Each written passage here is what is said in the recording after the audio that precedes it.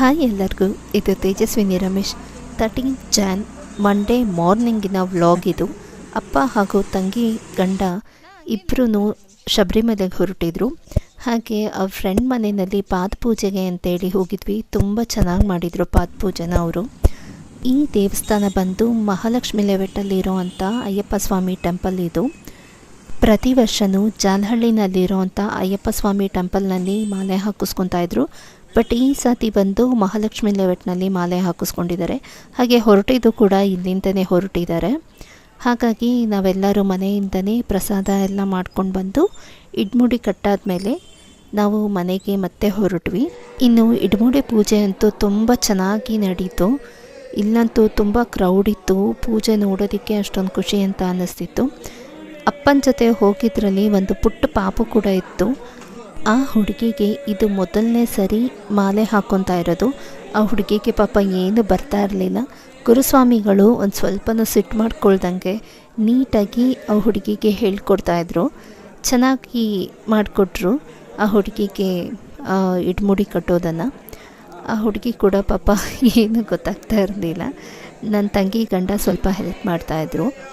ಹಾಗೆ ಆ ಹುಡುಗಿ ಜೊತೆಗೆ ಅವರಪ್ಪ ಕೂಡ ಹೋಗಿದ್ದಾರೆ. ಆದರೂ ಈ ವೆದರ್ನಲ್ಲಿ ಸಣ್ಣ ಮಕ್ಕಳಿಗೆ ಮಾಲೆ ಹಾಕ್ಕೊಂಡು ಕರ್ಕೊಂಡು ಹೋಗೋದು ತುಂಬ ಕಷ್ಟ.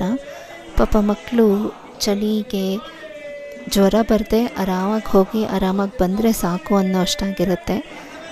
ಈ ಹುಡುಗಿ ಸ್ವಲ್ಪ ಧೈರ್ಯವಾಗೇ ಇದ್ಲು, ಚೆನ್ನಾಗಿ ಆ್ಯಕ್ಟಿವ್ ಆಗಿ ಕೂಡ ಇದ್ಲು. ಆ ನಂತರ ಅಪ್ಪಂಗೆ ಇಡ್ಮುಡಿ ಕಟ್ಟೋದಕ್ಕೆ ಸ್ಟಾರ್ಟ್ ಮಾಡಿದ್ರು.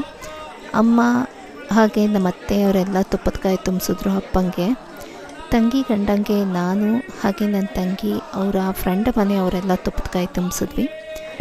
ನಮ್ಮ ಕೈಯಲ್ಲಿ ಎಷ್ಟು ಸಾಧ್ಯ ಆಗುತ್ತೋ ಅಷ್ಟಾದರೂ ನಾವು ತುಪ್ಪದಕಾಯಿನ ತುಂಬಿಸಿ ಕಳಿಸ್ಬೇಕು ಮಾಲೆ ಹಾಕಿರೋರೊಟ್ಟಿಗೆ. ಹಾಗೆ ಅವರು ಬರ್ತಾ ತುಪ್ಪನ ಕೂಡ ತೊಗೊಂಡು ಬರ್ತಾರೆ. ಆ ತುಪ್ಪದಲ್ಲಿ ಮನೆಯವರೆಲ್ಲ ಪ್ರಸಾದ ಮಾಡ್ಕೊಂಡು ತಿನ್ಬೋದು. ನಿಮ್ಮ ಪರಿಚಯದವರು ಯಾರಾದರೂ ಮಾಲೆ ಹಾಕಿದರೆ ತುಪ್ಪದಕಾಯಿನ ತುಂಬಿಸಿ ಅವ್ರಿಗೆ ಹೇಳಿ ತುಪ್ಪನ ತೊಗೊಂಡು ಬಂದು ಕೊಡೋದಕ್ಕೆ. ಅವ್ರು ತೊಗೊಂಡು ಬಂದು ಕೊಡ್ತಾರೆ. ಆ ತುಪ್ಪದಲ್ಲಿ ನೀವು ಪ್ರಸಾದ ಮಾಡ್ಕೊಂಡು ತಿನ್ಬೋದು. ಅಯ್ಯಪ್ಪ ಸ್ವಾಮಿಗೆ ಶ್ರೇಷ್ಠ ಅಂದರೆ ಈ ತುಪ್ಪದಕಾಯಿನೇ. ಪೂಜೆ ಎಲ್ಲ ಮುಗ್ದಿದ ನಂತರ ಅಪ್ಪ ಹಾಗೂ ತಂಗಿ ಗಂಡ ಶಬರಿಮಲೆಗೆ ಹೊರಟರು. ಆ ನಂತರ ನಾವು ಕೂಡ ಮನೆ ಕಡೆಗೆ ಬಂದ್ವಿ. ಮನೆಗೆ ಬಂದಿದ್ದ ನಂತರ ಸಿರಿನ ಮೋಟುನ ಬಿಟ್ಟು ಹೋಗಿದ್ವಲ್ಲ, ಇವರಿಬ್ಬರನ್ನ ಸಮಾಧಾನ ಮಾಡೋದೇ ಆಗೋಯ್ತು. ಏನೋ ಅವ್ರನ್ನ ವರ್ಷಾನ್ಗಟ್ಲೆಯಿಂದ ನಾವು ಮನೆಯಲ್ಲಿ ಬಿಟ್ಬಿಟ್ಟು ಹೋಗ್ಬಿಟ್ಟಿದ್ದೀವಿ ಅನ್ನೋ ಹಾಗೆ ಆ ಕಡೆಗೊಬ್ಬರು ಈ ಕಡೆಗೊಬ್ಬರು ಕೂತ್ಕೊಂಡು ಮೈ ಸವರಿಸ್ಕೊಂಡು ಸ್ವಲ್ಪ ಜೋಳ ಕೂಡ ತಿಂದರು. ಹಸಿದು ನಾಟಿ ಜೋಳನ ಬೇಯಿಸಿದ್ವಿ. ಅದನ್ನು ಜೋಳ ತಿಂದ್ಬಿಟ್ಟು ಹೀಗೆ ಮೈಯೆಲ್ಲ ಸವರಿಸ್ಕೊಂಡು ಮಜಾ ತೊಗೊತಾ ಇದ್ರಿ ಇಬ್ಬರೂ. ಇವರಿಬ್ಬರಿಗೂ ಹಸಿ ತರಕಾರಿ ತಿನ್ನೋದು ಅಂದರೆ ತುಂಬ ಇಷ್ಟ. ನಮ್ಮಮ್ಮ ಬೆಳಗ್ಗೆ ಹೊತ್ತು ಟೊಮೆಟೊ, ಕ್ಯಾರೆಟು, ಗೆಡ್ಡೆಕೋಸೆಲ್ಲ ಹಾಕಿ ತಿನ್ನಿಸ್ತಾರೆ. ತಿಂದುಬಿಟ್ಟು ಬರೀ ಕಿತ್ತಾಡ್ಕೊಂಡು ಕೂತಿರ್ತಾರೆ. ಐ ಹೋಪ್ ಈ ವಿಡಿಯೋ ಎಲ್ಲರಿಗೂ ಇಷ್ಟ ಆಯಿತು ಅಂತ ಹೇಳಿ ಭಾವಿಸ್ತೀನಿ.